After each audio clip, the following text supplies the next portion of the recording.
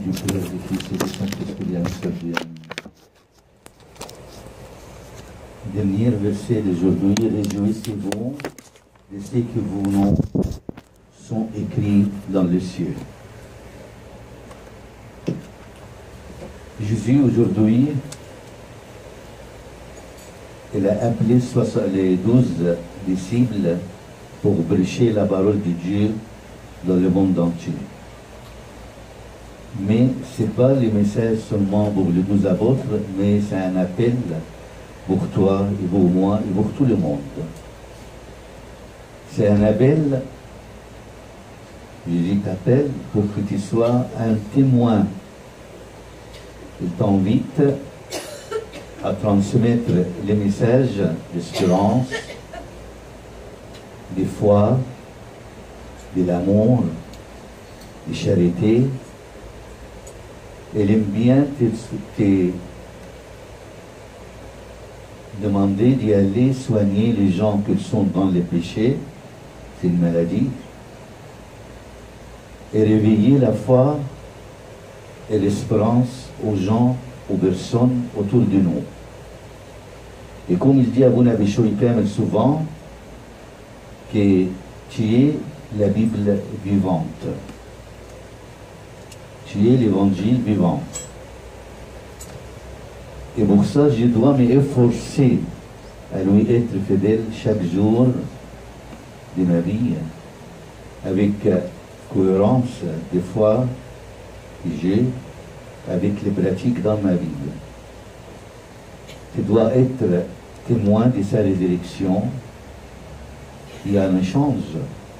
Tu dois demander le Christ à te donner l'aide, qu'il soit à côté de toi, qu'il te donne la générosité, l'amour, la modestie. Laisser à côté un peu l'égoïsme et le jeu.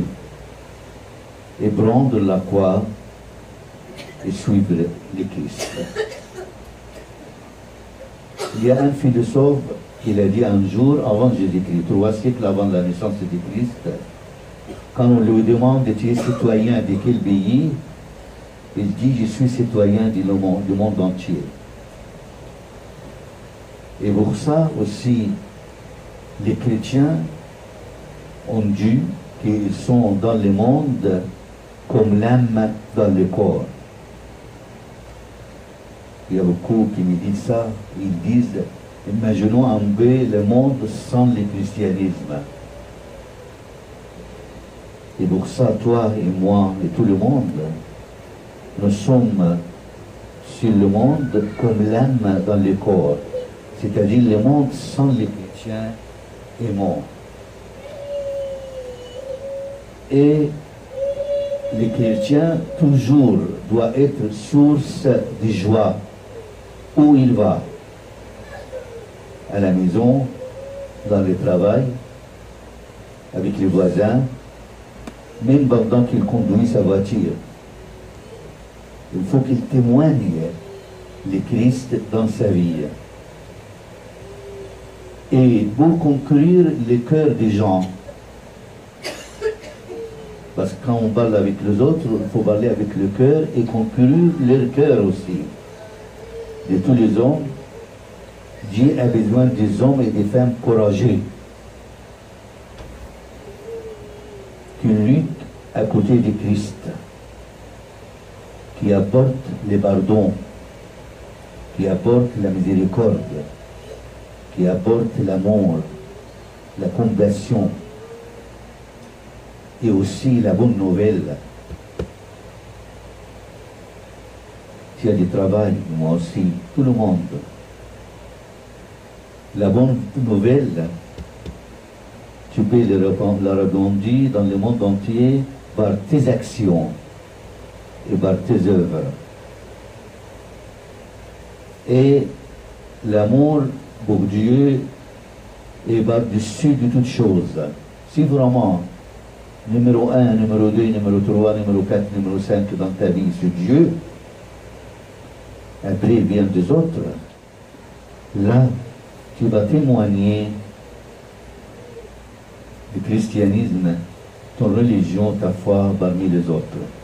Et comme on a dit il y a 2 semaines, on a parlé d'un verset très important qu'il a dit, tout ce que les autres tiennent, que les autres fassent pour toi, fais-le toi-même pour eux. On a appelé ça les règles d'or. Et si vraiment les chrétiens appliquent dans leur vie cette mission, ils seront égaux aux apôtres et aux saints. Et les persécutions, c'est toujours il est là. On aura des difficultés sur le monde. Annonçant que tu es chrétien, peut-être tu auras des difficultés. Pas seulement dans nos pays, en Égypte ou la vie, même en France. Et pour ça, nos enfants, on les dit, peut-être tu seras le seul chrétien dans la classe. Le seul. S'il y en a 28 élèves, peut-être il y en a un, toi, que tu es chrétien et les autres non. Mais soyez courageux. Aie confiance en Dieu et en toi. Parce que tu es distingué, tu es mieux que les autres. Tu es à part, tu connais le Christ. Et toujours montre le Christ dans ta vie. Peut-être on ne va pas t'aimer, c'est pas grave.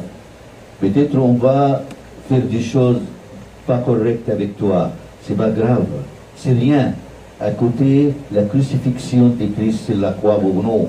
À côté, le versement des sang de Christ pour nous. Et à toute façon, même dans l'Ancien Testament ou le Nouveau Testament, on a beaucoup qui étaient persécutés par les autres, parce qu'ils suivent le Seigneur.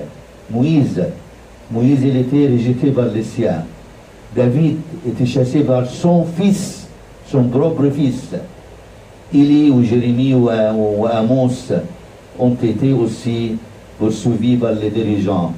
Les Maccabiens dans l'Ancien Testament ont été martyrisés pour leur foi. Les saints innocents, les enfants de Bethléem, ils étaient tués tous à cause de Christ. Parce qu'Hérode veut tuer le Christ. Alors il a tué tous les enfants de Bethléem. Et aussi Saint Jean-Baptiste. On a décapité sa tête, on a coupé sa tête. Il était martyrisé pour la vérité et pour le sacrement du mariage, la sainteté des sacrements du mariage. Alors, les disciples ne peuvent pas espérer mieux que ces gens-là, et toi et moi aussi. Nous ne devons pas espérer d'être mieux que de ces gens-là. Comme il a dit l'autre fois, nous aurons des tribulations dans le monde. Nous aurons à cause du nom de Christ. Mais soyez courageux. Saint Pierre, 40 jours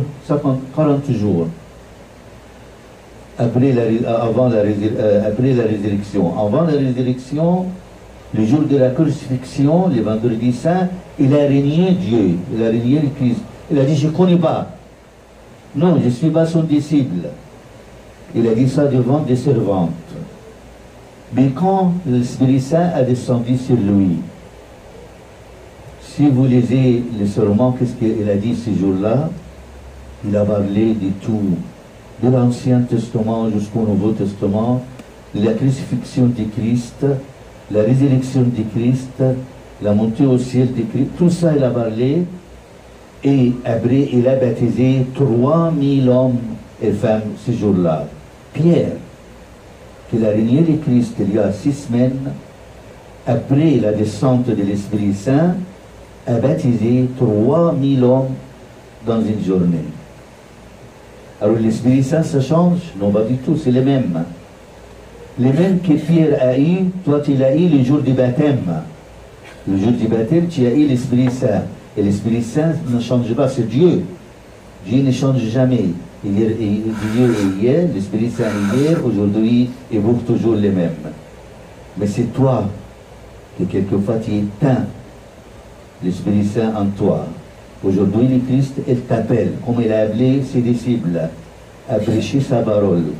Comment? Par tes œuvres, tes actions, tes courages, et ton humilité, ton amour, ton service pour les autres, que le Seigneur illumine et nous donne la force par l'Esprit Saint pour que nous soyons vraiment la Bible vivante dans le monde qu'ils ne connaissent plus la Bible maintenant, ni Dieu, à lui la gloire éternellement. Amen.